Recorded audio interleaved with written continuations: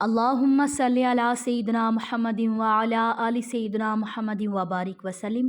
Daily Islamic network YouTube channel پر آپ سب کو خوش آمدید۔ سورۃ البقرہ کی آخری 2 آیات، صرف 2 آیات، ان کی کتنی زیادہ فضیلت ہے اور انسان کے لیے اس میں کتنا زیادہ فائدہ ہے آج کی ویڈیو میں۔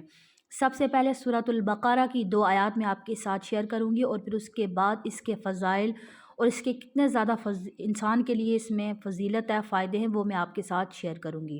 آپ کو اسکرین پہ پیج نظر آ رہا ہوگا۔ بسم اللہ الرحمن الرحیم۔ آمن الرسول بما انزل الیہ من ربہ والمؤمنون کل آمن باللہ وملائکتہ وکتبہ ورسلہ لا نفرق بین احد من رسلہ وقالوا سمعنا واطعنا غفرانک ربنا والیک المصیر۔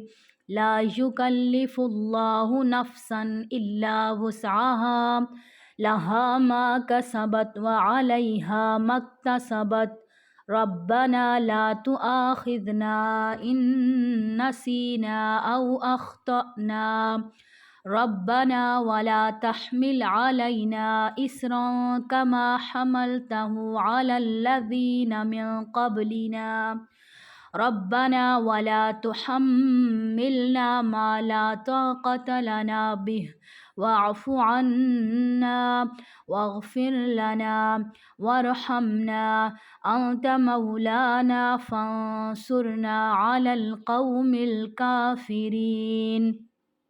سورۃ البقرہ کی آخری 2 آیات۔ حضرت عبداللہ بن مسعود رضی اللہ تعالیٰ عنہ سے روایت ہے کہ رسول اللہ صلی اللہ علیہ وآلہ وسلم نے ارشاد فرمایا کہ سورہ بقرہ کی 2 آیتیں جو شخص رات کو پڑھ لے تو یہ دونوں اس کے لیے کافی ہوں گے۔ کافی ہونے کا مطلب یہ ہے کہ یہ دونوں آیتیں ہر شر اور فتنہ کو اس انسان سے دور کریں گی۔ یا رات بھر وہ پڑھے تو اس سے کیا ہوگا، یہ پورے دن میں اور پورے اس رات میں یہ 2 آیتیں کافی ہوں گی اور اسے اس کا ثواب ملے گا۔ یعنی وہ انسان جنات کے اور انسان کے ہر قسم کے شر سے اور پریشانی سے اور ناگہانی آفات سے محفوظ رہے گا۔ سبحان اللہ۔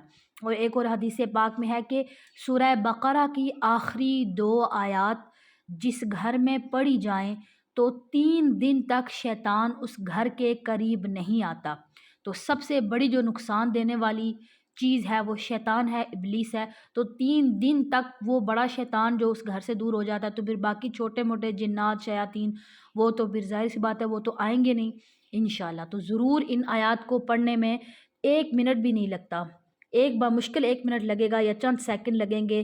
جب بار بار پڑھیں تو پھر زبانی یاد ہو جاتی ہے اور بندہ فوراً سے اس کو پڑھ لیتا ہے۔ زبانی یاد ہو جائے تو پھر کسی وقت بھی پڑھی جا سکتی ہے۔ مجھے امید ہے کہ آج کی ویڈیو آپ کو سمجھ میں آ گئی ہوگی۔ اللہ تعالیٰ ہمیں عمل کی توفیق عطا فرمائے، آمین ثم آمین۔ السلام علیکم ورحمۃ اللہ وبرکاتہ۔